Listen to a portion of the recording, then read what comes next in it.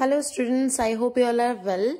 तो आज हम लोग करने वाले हैं the most requested topic unification. ठीक है, आज हम लोग इस वीडियो में बच्चे दो यूनिफिकेशन करेंगे, जर्मनी यूनिफिकेशन और इटली यूनिफिकेशन। ठीक है, और बहुत ही जल्दी मैं बाकी दो यूनिफिकेशन के भी वीडियोस लेके आऊंगी। तो चलिए हम लोग स्टार्ट करते हैं आज। ठीक है, तो ये जो आप जर्मनी यूनिफिकेशन आप देखेंगे, यहाँ पे क्या हुआ था बच्चे, देखिएगा। In 1848 middle class Germans try to unite the different region of Germany confederations into a nation state. ठीक है, तो यहाँ पे आपका 1848 में यूनिफिकेशन के आइडिया आए थे। ठीक है, तो जर्मन्स क्या चाहते थे, जर्मनी को एक अलग एक यूनिफाइड नेशन बनाना चाहते थे, जिसको रूल हमारे कौन करेंगे, जिसको रूल करेंगे इलेक्टेड पार्लियामेंट। ठीक है, पार्लियामेंट इलेक्टेड पार्लियामेंट के मेंबर उसको रूल करेंगे। ये एक ऐसा एक यूनिफिकेशन का आइडिया आया था। ठीक है, चलिए, जिसकी ठीक है रिप्रेस्ड बाय, जिसकी रिस्पॉन्सिबिलिटी ली थी, ठीक है, आपके किसने, पुरेशिया ने। जिसका लीडरशिप कौन लिया था, पुरेशिया ने। पुरेशियन आर्मी थे आपके, मोनार्की और लैंड ऑनर्स, जिसको हम लोग जुंकर्स भी बोलते हैं। ठीक है, ये वाला आपके एमसीक्यूज में क्वेश्चन आता है, who were popularly knows as Junkers. Junkers किसको बोलते थे, ठीक है, तो जर्मन्स के जो यहाँ पे लैंड ऑनर्स होते थे उनको जुंकर्स बोलते थे। क्लियर है। आपका 1848 में इटली यूनिफिकेशन करने का आइडिया आया, जिसकी रिस्पॉन्सिबिलिटी आपके पुरेशिया ने ली थी। पुरेशिया आर्मी प्लस मोनार्की और प्लस आपके जो वहां के जुंकर्स होते थे, लैंड ऑनर्स होते थे, उन्होंने मिलके एक लीडरशिप लिया और यूनिफिकेशन का पार्ट कंप्लीट करने की मतलब आगे आए। ठीक है, चलिए, इस यूनिफिकेशन का चीफ मिनिस्टर आपका चुना गया था। ठीक है, Otto von Bismarck. Otto von Bismarck को चीफ मिनिस्टर चुना गया था इस यूनिफिकेशन का। He is also known as the architect of this process. ठीक है, क्वेश्चन आता है आपका एमसीक्यूज में, that who considered as a architect of the Germany unification. ठीक है, so your answer will be Otto von Bismarck. Okay, clear है यहाँ तक बच्चे। यहाँ पे पुरेशिया ने लीडरशिप लिया, ऑटो वन बिस्मार्क सीएम बन गए थे, वहां पे चीफ मिनिस्टर बन गए थे। ठीक है, उसके बाद वहां पे देखिए 3 सालों तक, ठीक है, सॉरी 7 सालों तक 3 वॉर चले। ठीक है, 7 years, 3 wars over the 7 years, 7 years तक 3 सीरीज ऑफ वॉर चले थे। ठीक है, किसके किसके साथ, ऑस्ट्रिया, डेनमार्क, फ्रांस। ठीक है, तो ऑस्ट्रिया, डेनमार्क और फ्रांस वर्सेस आपका पुरेशियन आर्मी, मोनार्की और लैंड ऑनर्स, इनके बीच में 7 सालों तक पूरा एक लंबा चौड़ा 3 वॉर चला। ठीक है, जिसका रिजल्ट होता है आपका बच्चा 1871 में। ठीक है, 1871 में क्या होता है, पुरेशियन आर्मी की जीत होती है। ठीक है, पुरेशियन की विक्ट्रीज होती है। ठीक है, और उसके बाद आपका 18 जनवरी 1871, ठीक है, 18 जनवरी 1871 आपके वर्सलिस के पैलेस में क्या होता है, आपका केसर विलियम वन को जर्मनी का किंग चुना जाता है। ठीक है, केसर विलियम वन को आपका जर्मनी का किंग चुना जाता है। क्वेश्चन आएगा, who was proclaim the first king of Germany, right, तो आपका आ जाएगा केसर विलियम वन। ठीक है, in the presence of chief minister auto von Bismarck. तो ये आपका जर्मनी यूनिफिकेशन था बच्चे। मैंने आपका यहाँ पे की पॉइंट्स भी रेडी किया, आप चाहे तो इस की पॉइंट को यूज करके अपना आंसर भी फ्रेम कर सकते हैं। तो आई होप आपका क्लियर हो गया। ठीक है, पुरेशियन आर्मी ने लीडरशिप लिया था, किसके साथ, पुरेशियन आर्मी, मोनार्की और लैंड ऑनर्स। ठीक है, ये सब मिलके इटली यूनिफिकेशन का लीडरशिप लिए थे, जिसके चीफ मिनिस्टर थे ऑटो वन बिस्मार्क। 7 सालों तक पूरा वॉर चला, 3 वॉर लड़े गए, ऑस्ट्रिया, डेनमार्क और फ्रांस के साथ। ठीक है, और लास्ट में आपका जनवरी 1871 को पुरेशियन आर्मी जीत जाती है। ठीक है, और जीतने के बाद क्या होता है बच्चे, 18 जनवरी 1871 को आपके वर्सलिस के एक पैलेस में केसर विलियम वन को जर्मनी का किंग चुना जाता है in the presence of chief minister auto von Bismarck, और हमारा इटली का यूनिफिकेशन काम कंप्लीट हो जाता है। ठीक है, आई होप आपको समझ में आया। अगर नहीं समझ में आया तो आप मुझे कमेंट बॉक्स में कर देंगे, क्या डाउट है आपके, I will try to clear it. Okay, चलिए अभी स्टार्ट करते हैं हम लोग इटली यूनिफिकेशन। ठीक है, तो इटली यूनिफिकेशन के पहले बच्चों आपको इटली का एक बैकग्राउंड जानना होगा। ठीक है, तभी आपको इटली यूनिफिकेशन समझ में आएगा। देखिए,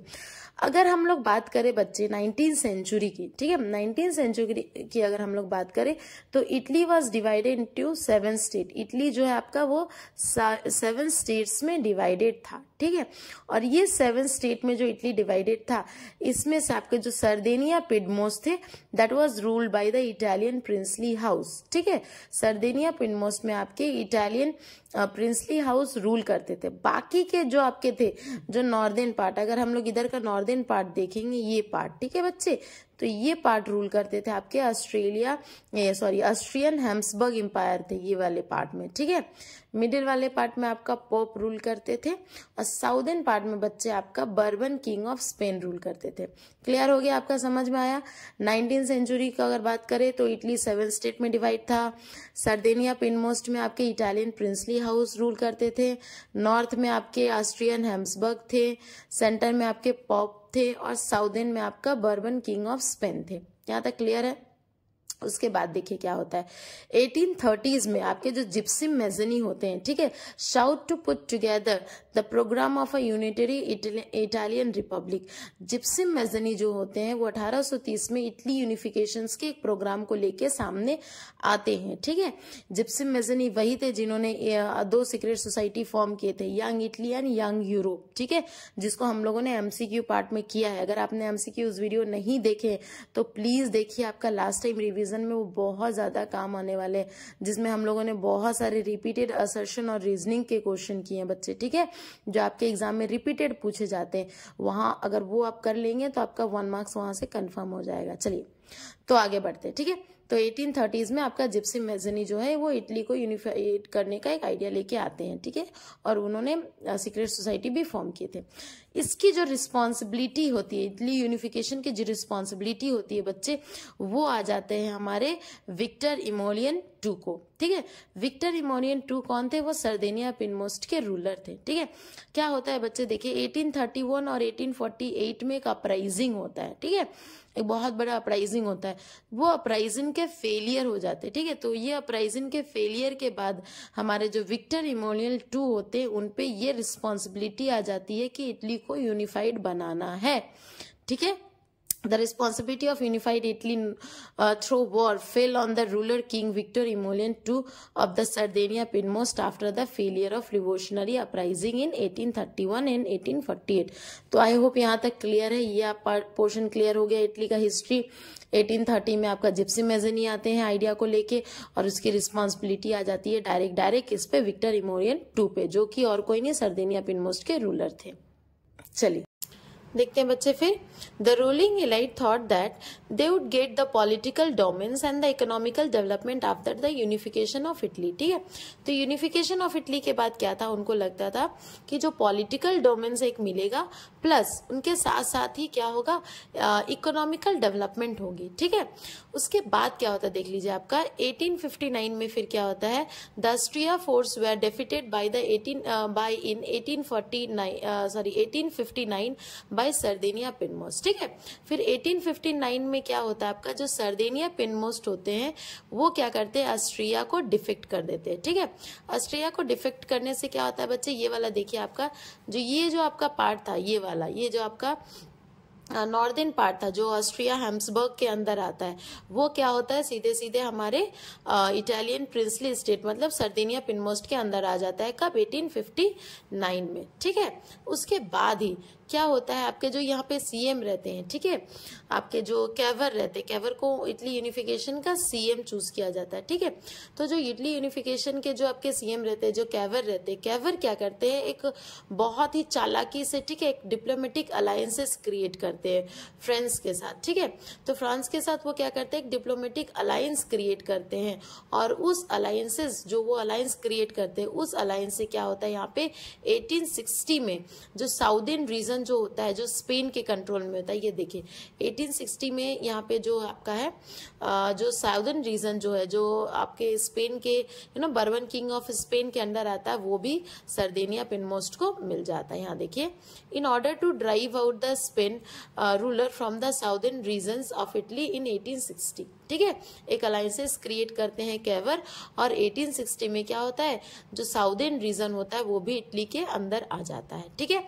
the large number of armed volunteers under the Garibaldi marched into the kingdoms of two Sicilies and the South Italian। समझ में आया? तो इसके साथ ही क्या होता है, आपका इटालियन यूनिफिकेशन पूरा हो जाता है और लास्ट में 1861 में क्या होता है, इटली के किंग चुने जाते हैं विक्टर इमोलियन II को। ठीक है, Victor Emmanuel II was proclaim the new king of this unified Italy. ठीक है, क्लियर हुआ? की पॉइंट्स है बच्चे, की पॉइंट्स आप देख लेंगे और ये की पॉइंट्स से आप आंसर फ्रेम कर देंगे। ठीक है, तो यहाँ पे हम लोगों ने देखा है इटली का एक हिस्ट्री कि इटली के स्टेट किस तरीके से डिवाइडेड थे, उस पर कौन कौन रूल था। 1830 में आपके आते हैं जिप्सिम मैज़नी, उसकी रिस्पॉन्सिबिलिटी दे दी जाती है आपके सरदेनिया पिनमोस्ट के रूलर विक्टर इमोलियन II को। उसके बाद यहाँ पे देखेंगे हम लोग 1859 में स्टार्ट होता है। 1859 में जो आपका ऑस्ट्रिया जो नॉर्दर्न पार्ट होता है, ऑस्ट्रिया हैब्सबर्ग एम्पायर, वो आ जाता है आपका सरदेनिया पिनमोस्ट उसके अंदर आ जाते हैं, मतलब वो जीत लेते हैं। फिर कैवर ने क्या करते हैं, कैवर एक अलायंस क्रिएट करते हैं, ठीक है, फ्रांस के साथ। और 1860 में आपका जो साउदर्न रीजन होता है, ठीक है, वो भी जीत लेते हैं, जो कि आपका होता है स्पेन के अंदर। ठीक है, बर्बन किंग ऑफ स्पेन के अंदर होता है, वो भी 1860 में जीत लेते हैं। ठीक है, और 1861 में लास्ट में क्या होता है, विक्टर इमोलियन II को हमारा इटली यूनिफिकेशन का किंग बना दिया जाता है। आई होप ये आपका क्लियर है। अगर कुछ भी डाउट रह जाता है बच्चे तो आप मुझे कमेंट बॉक्स में लिख देंगे। Okay, best of luck your preparation and just rock the exam. Thank you.